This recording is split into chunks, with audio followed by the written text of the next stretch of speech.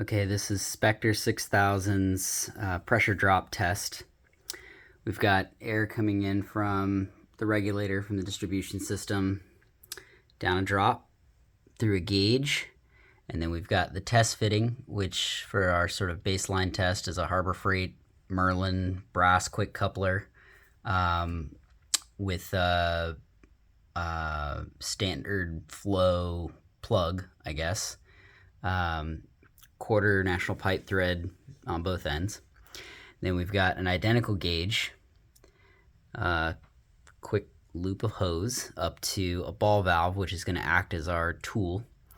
And the best flow meter I have for this test at such a low flow happens to be this one that needs to vent to free air. So in this case, we have our mock tool ahead of our flow meter instead of the other way around.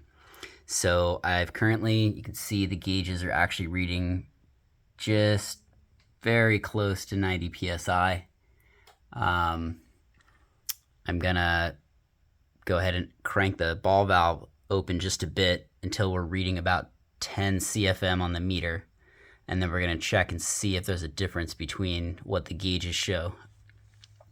So stand by, it's gonna get loud.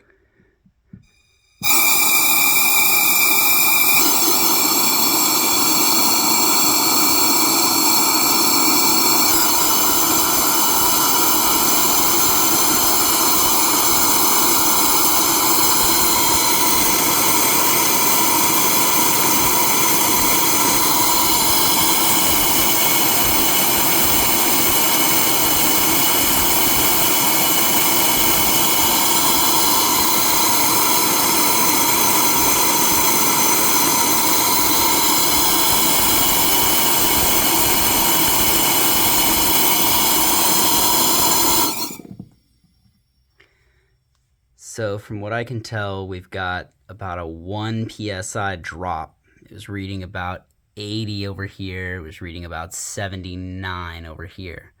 So that's a 1 psi pressure drop across this fitting. I've got better gauges, digital gauges on order. They should be here probably the end of the week. So maybe we'll have some more granularity in the gauges.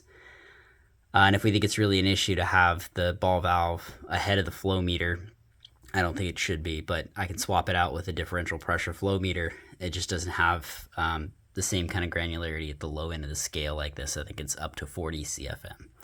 So that's test one, our control.